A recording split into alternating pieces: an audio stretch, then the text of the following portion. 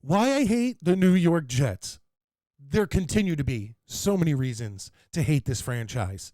But we're coming off a great week.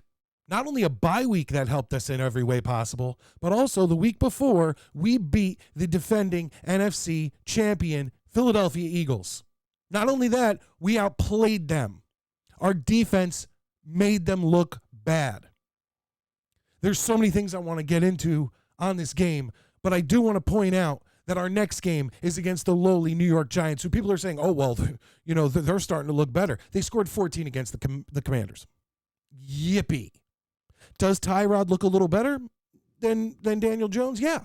Would I send Daniel Jones out there to play against the Jets defense with a neck problem? Hell no. And I think a lot of Giants fans would probably agree on that $40 million investment. Don't send them out there against the Jets defense.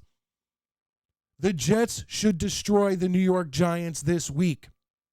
Period. End of story. Will they?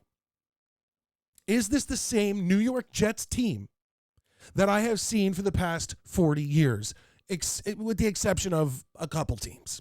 A couple. Even most of the good ones did what the Jets do. Get you to this super high and then punch you in the gut. Think about the beginning of this season. Think about before the season started, how high we all were. Take a minute.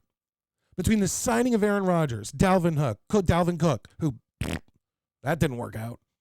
Well, neither did Aaron Rodgers, but for different reasons. Hard Knocks. Think about how high you were and think about how easy it was for New York Jets and their history and their karma to pull that rug out from under your feet so you smacked your head on the ground. Think about how quick that was. Think about how sick you were when you saw Zach Wilson throwing on his helmet and going out in the first quarter, in the first 73 seconds. And you immediately harken back to the last 2 years of watching Zach Wilson play, and it's miserable. I was sick to my stomach. I went upstairs to the master bedroom and said to my wife, I said, it's over. It's over already. Rodgers is done. Rodgers is done. That's the Jets. And they're doing it to us again. With Zach Wilson, the Jets are going on a tear. Before the season started, with Aaron Rodgers, most Jets fans would have been happy with Aaron Rodgers with a 3-3 start to the season, with how hard the gauntlet they had to go through in their first game was before the bye week.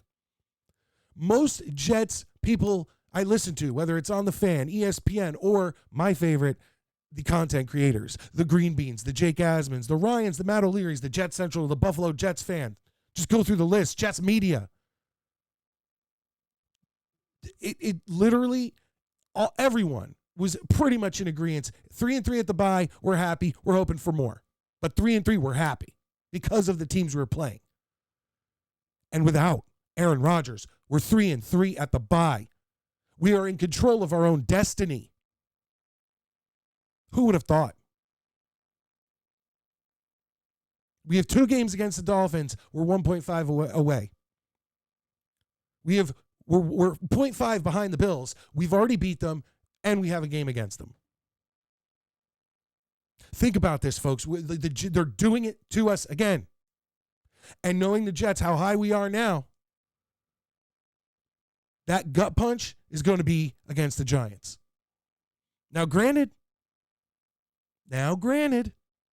if we're going to lose any of the next 4 games, the Giants is probably the one we should want to lose, but they're the crosstown rivals we don't want to lose. That's JetLife Stadium, and the Jets have a chance of making it JetLife Stadium within 2 quarters. By manhandling the Giants, Giants fans getting out of that stadium, Jets fans getting louder, and this is all you hear in that stadium. Jets, Jets, Jets. Hell yeah. Hell yeah.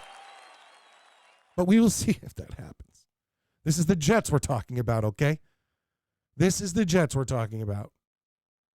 Crosstown rivals, the Giants stink. The Jets are a better team, period. It should be over. Now, in past episodes, even earlier in this episode, I've in the past episode and this episode, not episodes, I've given Zach Wilson a lot of crap. But I want to tell you, I really like this kid. I've always wanted to like this kid. But he made it so hard the first 2 seasons, especially last season. It seemed like at points he didn't care. He wasn't trying. He wasn't being challenged. He wasn't taking the blame. This season, he wasn't even supposed to be playing. And he went out there in that game against the Bills, that first game. You felt sick watching him take the field, but he handled his business. He wasn't spectacular by any means, but he handled his business. He outplayed Josh Allen. That was the first step. He took credit, full credit, for losses. When we were ready to literally just string him up after that Patriots game, he was taking blame. And then no one could see this coming on Sunday night in front of any football fan watching football against the Super Bowl champions and Taylor Swift. Let's get back to football on this show. God, I never had any feeling of her good or bad ever. I didn't care. She was just a person who existed to me. Now it's like, it's just annoying. So annoying. But in front of all those people, Zach Wilson went out and outplayed Super Bowl MVP of the Super Bowl champions, Patrick Mahomes. Zach Wilson outplayed Patrick Mahomes. Sure, they lost, but I felt great. He outplayed by a bit Russell Wilson. And he just outplayed Jalen Hurts. If you would have told me when Rodgers went down that this was what was going to happen, in control of our own destiny, Zach Wilson outplays Josh Allen, Patrick Mahomes, Jalen Hurts. Jets 3-3 at the bye, going into a game against the crosstown rival, stinky New York Giants. I wouldn't have believed you. I would have said, you are crazy. And I'm getting all dried out from this. But the moment that I really just was like, I embraced Zach, was against the Eagles. It was just a simple play.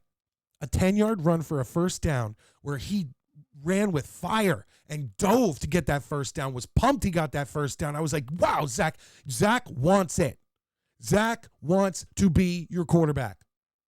Zach wants to make you proud. You can tell. He wants to make the Jets proud. He wants to make the fans proud. He is fighting out there. Because the rest of the game after that play, I go, man, this kid is tough. And then I watched guys twice his size slam him to the ground, knock him all around, and the kid kept getting up. Zach, you have me. The Jets have me. Don't let the kick to the gut come against the Giants. Go into MetLife Stadium and take care of business. The Jets are in control of their destiny going into week 8. This is huge. I'm just waiting for the goddamn hammer to drop, because that is why I hate the New York Jets. We got to keep it positive. We got to keep it positive. One more Jets chant for us.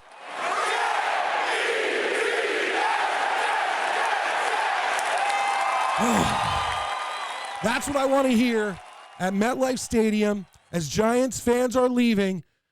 That's what I want to hear. I want to win. I want to win in spectacular fashion. In reality, 24-6 Jets. But you see this confidence? This isn't normal for a New York Jets fan. Because the Jets of the past and the reasons I hate the New York Jets are still there until this 2023 team proves to us that they are better than that they are more than that. I don't need a Super Bowl champion. I want it. I yearn for it. But give me a Parcells Vinny team. Give me a Sanchez Rex Ryan team. And in there, sprinkle in a Super Bowl. That's it here. From the Midnight Mike Show, bringing to you why I hate the New York Jets. I am your host, Midnight Mike, and I can't wait to see you next time.